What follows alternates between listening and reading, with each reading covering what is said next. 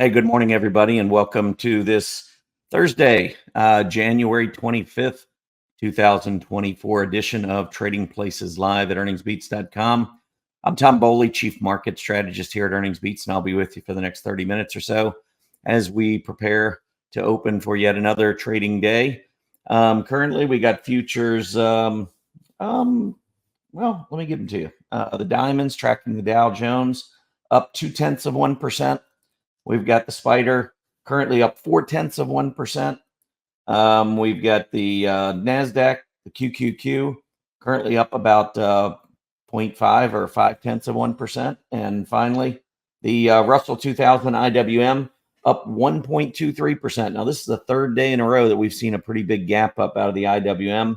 It's going to be very disappointing to see another big sell-off because that's what we've seen really the last couple of days. I'd like to see it gap up and then continue pushing higher and take out the recent highs. Yesterday did end a streak of, I think, 4 consecutive days where we had higher lows going in. So we had a nice uptrend. Yesterday squashed that. But we are looking up again here at the open. We'll see what happens after the opening bell today. But it'll be nice to see a day of accumulation. That remains to be seen. It's a rough day if you own Tesla.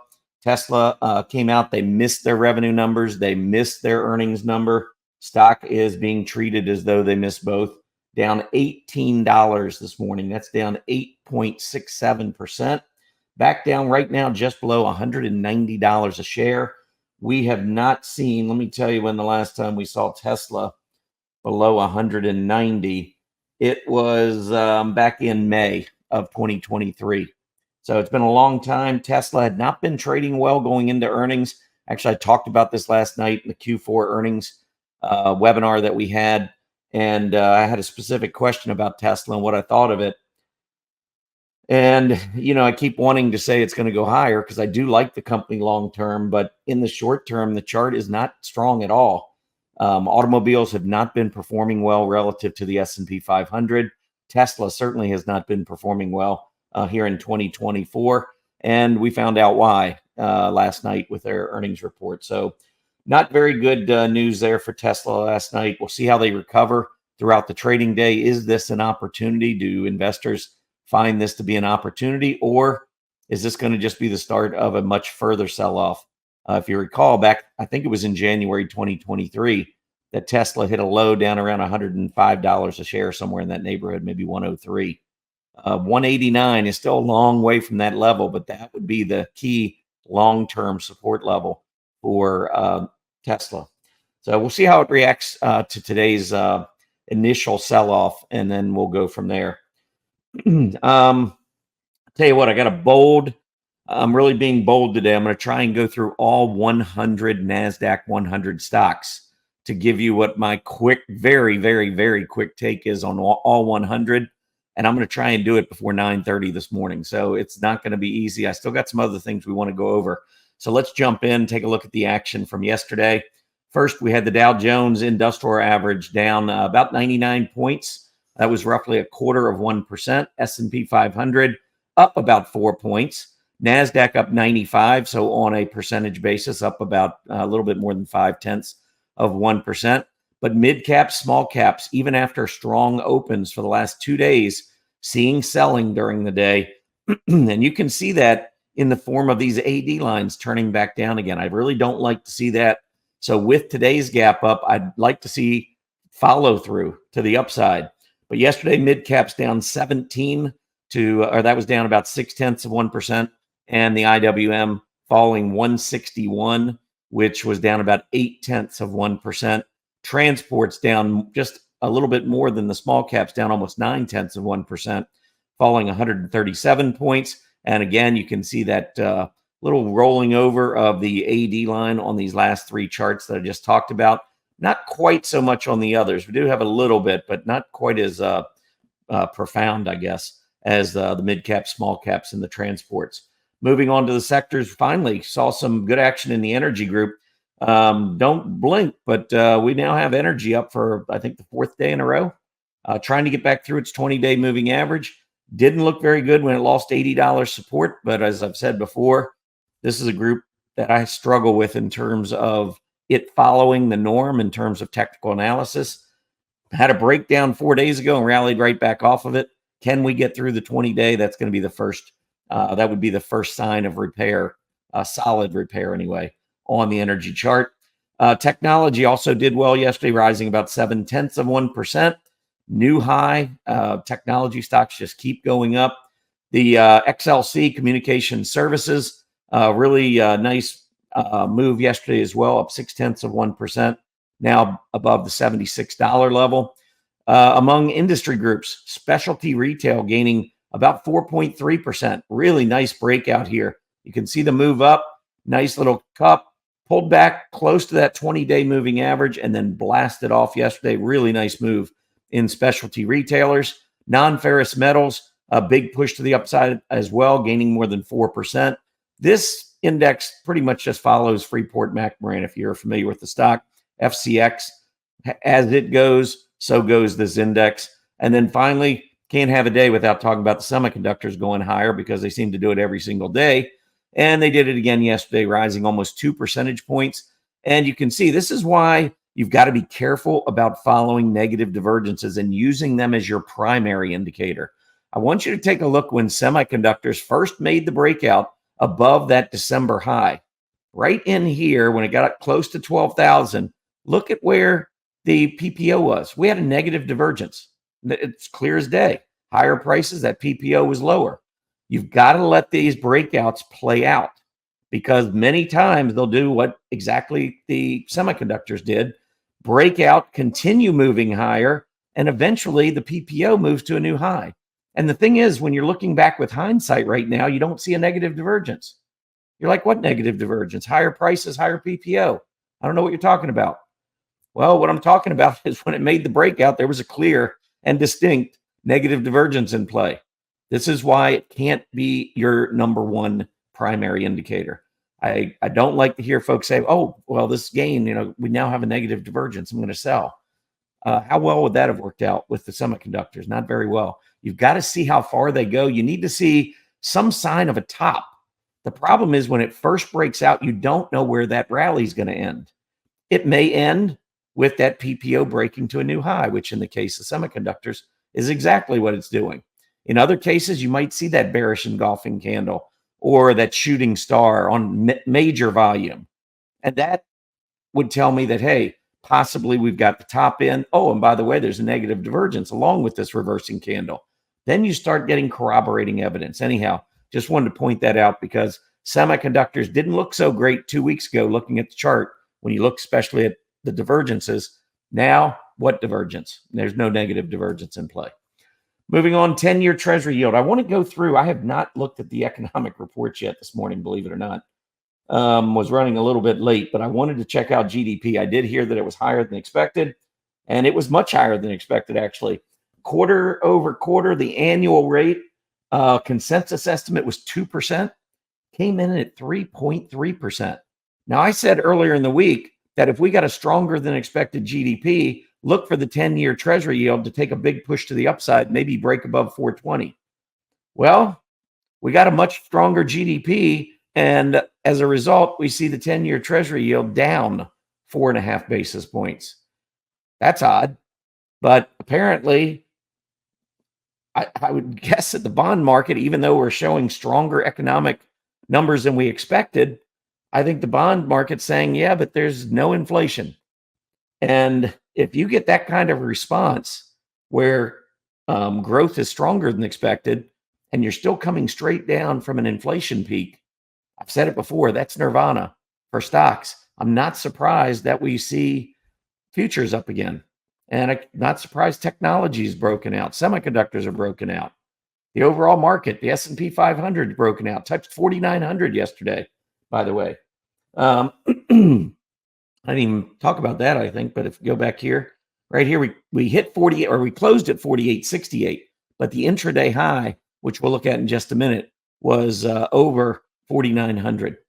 Anyway, 10-year Treasury yield earlier today got as high as 419. I've been talking about maybe 420 being that high, intermediate kind of a high, and 380 or 379, 378, whatever, being that support level to the downside.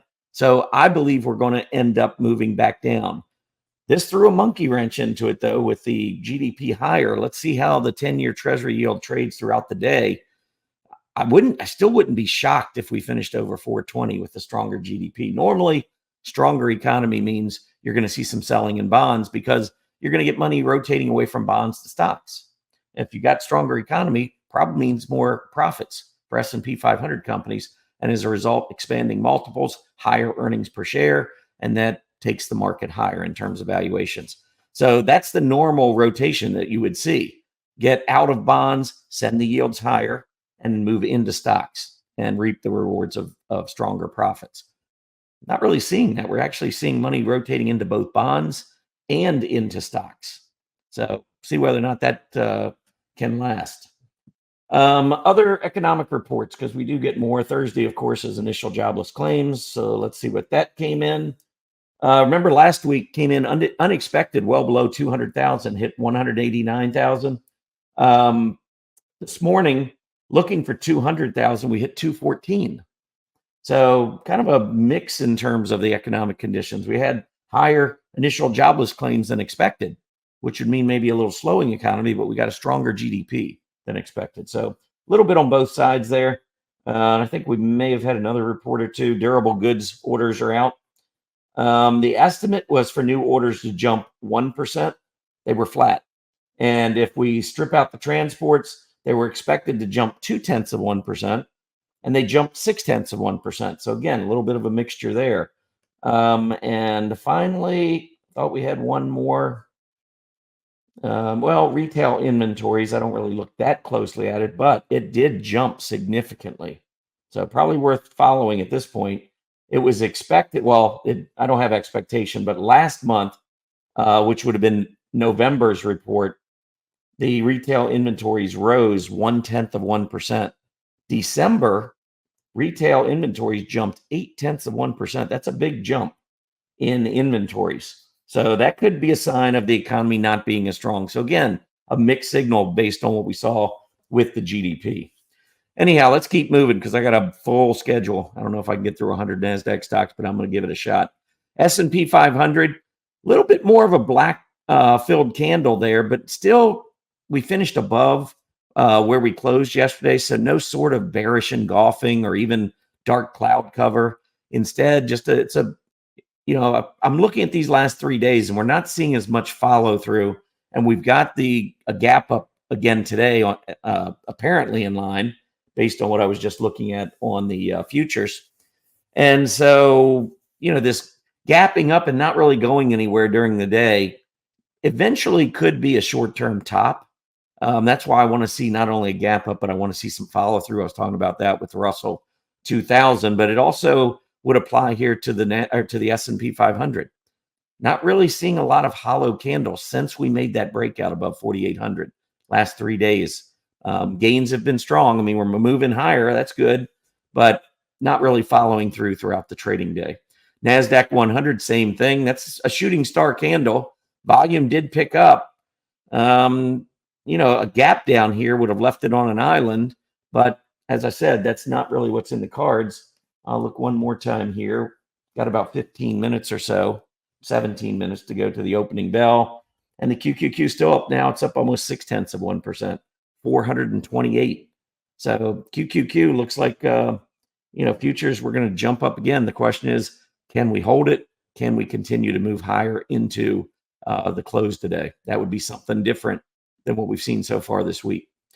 IWM, that's what I was talking about. The gap ups 2 days in a row, gapping up to around $198. And then you can see the red filled candles.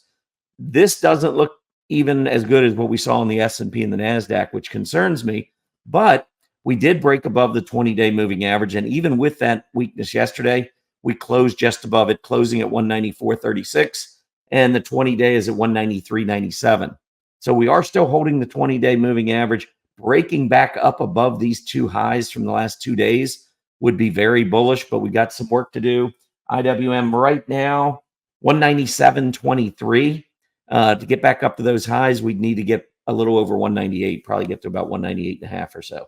So still some work to do intraday, which is where the IWM has struggled the last few days. All right. Transports. Transports did reverse down.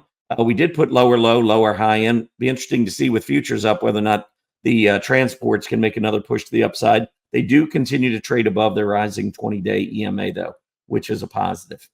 Moving on to the chart of the day, we've got our website over at Earnings Beats. Make sure you come in, check us out. We do have a free Bowley Trend Market History report. You can click there, get a free download to learn a little bit more about the history of the market. It's fascinating. If you haven't seen that, you should check that out. And if you want to become a free Earnings Beats Digest subscriber, right there, name and email address, all it takes. It's free, no credit card required. You can unsubscribe at any time. Comes out 3 times a week, Mondays, Wednesdays, and Fridays. So you'll get another one tomorrow. All right, chart of the day for today. I wanted to look at the KRE because this is an area of the market that I really like. And I pulled it up. This is the regional bank. So a lot of the smaller mid-cap regional banks are in here. I pulled it up on a weekly chart because I believe for the last couple of years, this is the strongest this group has been. You can see it in the weekly PPO. I mean, weekly PPO pointing higher and at 5. Even with the recent pullback, the PPO did not pull back at all. We continue to show more and more strength. We reversed last week. We're adding to it this week. And when I look at it, we bounced back up through the 20-week moving average, the 20 weeks above the 50. We pulled back. We held that 20-week, and now we're threatening another breakout. A breakout here would be the first time we've seen anything this bullish since probably back when we took out the high from June 2020. This was just after the pandemic, when we cleared that in November and had that huge run. This whole time period, banks did well. We had, I believe, transports doing well. I know small caps outperformed. It's kind of setting up again like that. And I think the KRE is going to be one of the keys to the small cap index this year. So watching this perform better and better, looking for that next breakout. But as long as this continues to trade above its rising 20-week moving average, I would not sleep on the banks. I think this is a group that could be one of our leaders in 2024. All right, I got 13 minutes. Can I get through 100 Nasdaq stocks in 13 minutes? We're going to find out. I'm going to go through. These are all 5-year weekly charts, and I'm going to start. They're going to go in alphabetical order. I'm going to start with Apple. Apple looks to me like we got a nice uptrend, cup, possible handle here. Breakout would be bullish. Airbnb still got a lot of overhead resistance. Looks like maybe off the top, some sort of a inverse head and shoulder kind of a thing. Breakout above 150 would be bullish. Adobe pulling back. Looks like maybe it broke out of what was a bullish wedge. Now trading above both moving averages, looks bullish. Analog devices, triple top up here, 202.50. Pretty clear, needs to get through. ADP reversing candle yesterday right near this resistance and gap resistance. Got some work to do, needs to hold the 20-day. Autodesk breaking out, negative divergence, but remember what I said. Let's see how far this rally goes. Keep putting in higher highs on this rally. Maybe it keeps going. We wipe out that negative divergence. We'll see. It takes a little bit more on the weekly chart. AEP, this just doesn't look good. Broken down below the moving average, has been trending down. Don't like it. Align Technologies. This one, I mean, we got a little, break to the upside, failed to hold on the 20, really needs to hold that 50-day moving average and gap support. Applied Materials in the semiconductor space, lagging other semis, but really starting to pick up. Looks really good to me. Nice volume accompanying this move to the upside. AMD, what do you want to say? It's a tree growing to the sky. I don't know where it's going, but it doesn't seem to ever want to come down. I love it for the long term. Obviously, it's being accumulated for a reason. Amgen, really strong stock, but on this attempted breakout right here, negative divergence. I don't like that candle from yesterday. Short term, unless we can get a breakout, I'd be careful with Amgen. Amazon, making a breakout here. Been a slow mover to the upside, but with earnings, I think this one could maybe jump. A lot of the retailers starting to do a lot better. ANSS, excuse me, had the big gap up back in December, pulled back, now starting to try to move back to the upside. I would watch these recent lows down around 320, 330. ASML, big breakout yesterday with earnings. Look at the volume coming in, Hard to really argue with any semiconductor that's breaking out. Broadcom, love the stock. Talked about the December seasonality being so strong. Well, it's continued right into January. Beautiful move on Broadcom. AZN pulling back. Let's watch this 50-day moving average. 65.5 would be my stop here. Biogen, been downtrending for quite a while. We saw Amgen going up. What's going on with Biogen? I don't know, but I'm staying out. Does have maybe a bottoming head and shoulder pattern. Breakout above 270 would maybe turn my head on that one. Booking Holdings, bearish engulfing candle, negative divergence. This is what you got to be careful of. If it fails to hold that 20-day moving average, I see a trip down to about 33.75. BKR been trending down, came out with its earnings, tried to rally intraday yesterday, failed, went back down to a new low. I think you got to be careful here. CDNS, Cadence Design, recently breaking out above multiple tops around 280. That's your support level, along with the rising 20-day moving average. Charter Communications, trend line, watch the trend line. It can break out above the most recent high. I think it takes out resistance and the trend line. CMCSA, Comcast, need to clear 44.75-ish. It is in a uptrend off that gap down from October. Need to get through that 44.75 area, though.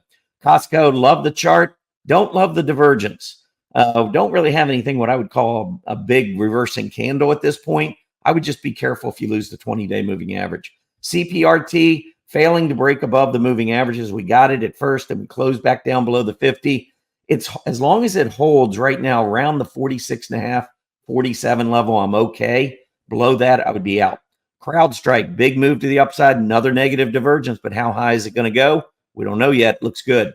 Cisco, reversing candle. That looks like, I can't tell if it's bearish engulfing or dark cloud cover, but it's coming after a huge gap down. This looks like maybe a reaction move to the upside. I'd be careful with Cisco. CSGP, back up above the 50-day moving average, but haven't been able to clear these reaction highs around 85 bucks. Let me see that first. Until then, I'd probably be on hold there. CSX, definitely the PPO continues to drift lower. I just see a lot of sideways consolidation. We did get a bearish engulfing candle yesterday, but it's just been going sideways for a while. This is all still part of that range. So I think down to about 33.5, 33.70. I think that's an area where CSX would look pretty good on a buy. CTAS, double top, looks like a cup to me, pulling back. I think the 20-day moving average is good support there. CTSH, breaking out above the December high. Still looks pretty good here, trending above the 20-day moving average. I believe it breaks out again. Datadog's been one of the better stocks here over the past few months. Big move up from 80 to 135. Pulling back to test the 20-day moving average. I'd like to see it bounce here. DLTR, Dollar Tree, moving back down, rallied back off of that huge gap down we saw in August of last year. Has been rallying, but now pulling back, getting a 50-day test. PPO centerline test needs to hold.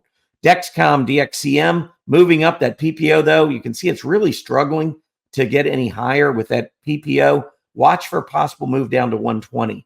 EA, Electronic Arts, I think maybe forming a cup. Nice move up. Looks like a nice, well-rounded bottom. Move up to about 143, then look for a handle. eBay, I look at this long-term chart. I just see nothing. I would just pass on it. I'm not interested. Enphase Energy, these renewable stocks can do anything. They're all over the place. Had a nice rally, pulled back, really needs to hold this 100 to 102 area on the chart. EXC just broke down yesterday. Can't endorse this one at all. FANG in the energy space does have higher highs and higher lows, especially higher lows going in. Just watch, make sure 145 doesn't give way down the road. Fast breakout, heavy volume. I like the stock. Love that take in the PPO. Probably could get a little pullback, but back to 66 would be a great entry. Fiserv, a little bit of a bearish engulfing candle. Volume so-so. Negative divergence. I don't know. Just be careful on this one. If it breaks back out to a new high, you're good. If it continues to move lower today, possibly watch for a test of 135. If that gives, be careful. Fortinet, FTNT, water break.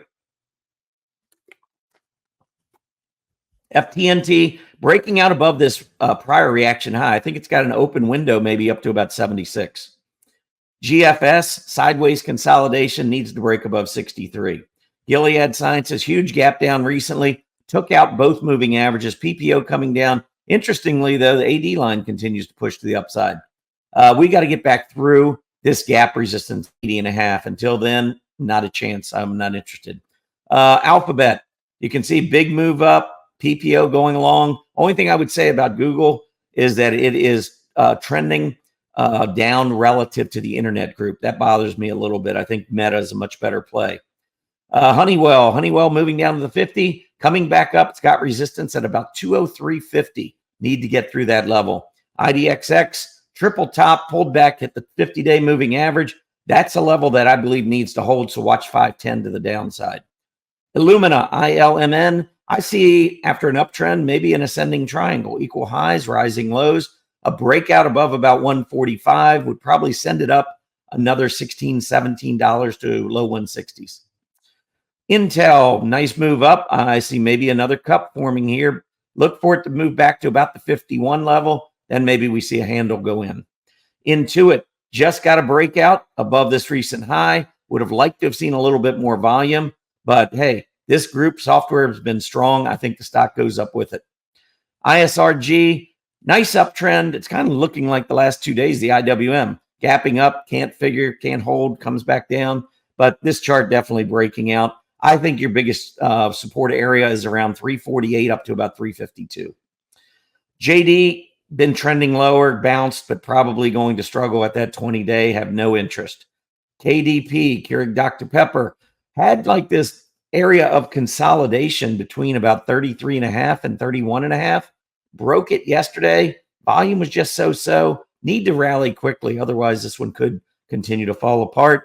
KHC, there's your negative divergence right there. Coming back down 50-day zero line would be probably a decent entry on that one. CLAC, KLAC, this is KLA Corp. Another one like Applied Materials in the same space. Good volume, breaking out. PPO looks great coming off the center line. Lucid, part of the auto group, just horrible. I mean, you get a couple days. That's about all you can expect to the upside here. Lam Research, another one like Applied Materials, KLA Corp, breaking out, nice volume. That whole area of the market looks pretty good right now.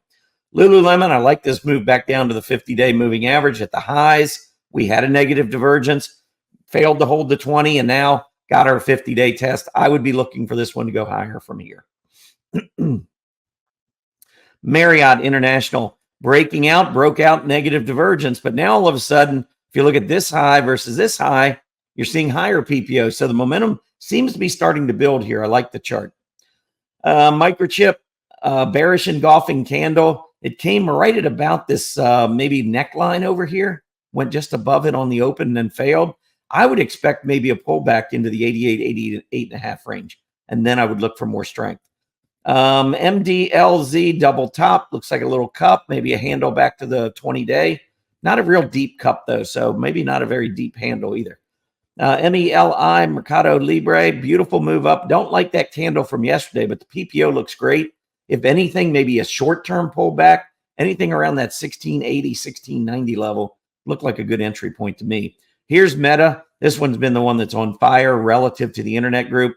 I suspect we're going to see a really good earnings report coming up on Meta. Still love that one. Monster Beverage, not very good last week or so. Need to hold the support level around 54. Moderna pulled back, maybe off of this uptrend, maybe a cup. I don't know, just starting to turn back to the upside. I'd like to see it hold about 96, 97 to the downside, and let's see that run back up to 115. MRVL Marvel breaking out above the high that we saw all the way back in May. Tried to get through in July, couldn't do it. Pulled all the way back, filled this gap, and now been very strong. Look at the volume trends picking up, and we made the breakout. Marvell, I think, looks pretty good. Microsoft breaking out. One thing that this chart doesn't show is it's just an average performer in the software group. Software has been doing great. Microsoft's been awesome, going along for the ride in the group. I like it. Any pullback back into mid 380s would be awesome. MU, Micron Technology, did get the breakout, pulling back a little bit. I think it's going to hold here, though. I wouldn't be surprised to see Micron make another jump. Netflix loved that breakout with earnings. Subscribers came in well ahead of expectations, new subscribers. And as a result, you can see very heavy volume. I like Netflix to go higher. I'm really interested, though, to see if the top of gap support holds today. That'll be key short term. NVIDIA, beautiful move to the upside. Again, like AMD, what are you going to say to this? This is one of those trees that aren't supposed to grow to the sky. This one keeps growing. NXPI semiconductor, NXPI, I think it looks like it's going to make another move back up here to about the 234 area. Move down, left shoulder, neckline, head, back up. That could be an area on the right side of the neckline. ODFL, sideways consolidation. Truckers trying to strengthen, though, recently. We'll see if this one can maybe make that breakout above 420, which is what it needs. To the downside, watch about 365. O'Reilly Automotive, ORLY, big breakout, 1,000 to the downside is your support level. Palo Alto Networks, great move to the upside. Trend is in play. I would be watching down around that 320 level. That was your breakout in the 20-day moving average. Paychecks, big gap down with earnings. Or, well, I'm not sure if it was earnings, but big gap down with volume for sure. Anyway, coming back up, getting through the top of that gap resistance area. I'd really like to see it hold 122 area and make a run for 128. PACCAR, PCAR, big breakout, big volume, AD line, great. Love the stock. I think it goes higher. PDD, and it's at 9:30 because I'm starting to see the updates now for today. PDD going sideways, needs to hold 135. Pepsi going up, pulling back 165, pretty good support. This is another one I really want to see move from here. A close below about 164.5, I'd be careful. PayPal trying to finally strengthen. It's still got a lot of work to do. I'm not quite yet convinced. I would pass on it. Qualcomm, big move up. Not really trading great against the semiconductors, but certainly improving the last few months. Great volume. Pull back to 145 or so. That 20-day moving average would be a great entry. REGN, Regeneron Pharmaceuticals, beautiful move up. PPO looks good. Any kind of a pullback to about 920, I think, looks strong. Rivian, just like Tesla, just like the autos, really struggling, gapping down today to the lowest level it's seen since back in June. Ross Stores breaking out, negative divergence with a reversing candle. Maybe we get a 50-day test. I would say that 133, 134 level is the big support area on the stock. Starbucks, can't say anything good about this one short term, except maybe we're starting to see the PPO turn up as we have maybe a new low. We would have a positive divergence right as we get down to gap support. But otherwise, be careful if gap support's lost. Sirius XM Holdings, been trending higher. Recent low down around 505, 510. Watch that level. SNPS Synopsis, I see a pullback, maybe a move back up to finish a cup off of a long uptrend. Team, another big breakout recently. I don't like that candle, though. Reversing candle, false breakout, negative divergence. This one I would probably give odds to be a little bit stronger, that maybe we go down to 220. TMUS, T-Mobile, breaking out, negative divergence. Want to hold that 20-day moving average. Tesla, big gap down. Are we going to see a big hollow candle holding this support area around 190? Or do we break down? Because if we break down, the next big low would be that April low down in the low 150s. That could be quite a tumble for Tesla. Texas Instruments breaking out, negative divergence. Still, I think as long as it holds that 20-day moving average, we're okay. That is a very weak stock relative to semiconductors, by the way, though. So I like a lot of other stocks better than Texas Instruments. All right, pretty easy to see on Verisk Analytics. We got a triple top of it about 248. We got to clear that. That would be bullish, by the way. VRTX, Vertex Pharmaceuticals, nice breakout. PPO maybe a little bit extended. I would still say, though, that rising 20-day moving average is likely to hold. Walgreens Boots Alliance pulling back, now trending below its moving averages, kind of following that prior trend. I'd have to see this one get back up through the moving averages. Warner Brothers Discovery, another one that's been trending lower, below both moving averages. I got nothing positive there. Workday breaking out. I like this one. I think your key support area is going to be price support and the 20-day coming in near that 280 level. XL Energy, XEL, big breakdown here. Continues to drift lower, not in a great space. I would pass. Zoom Video Communications.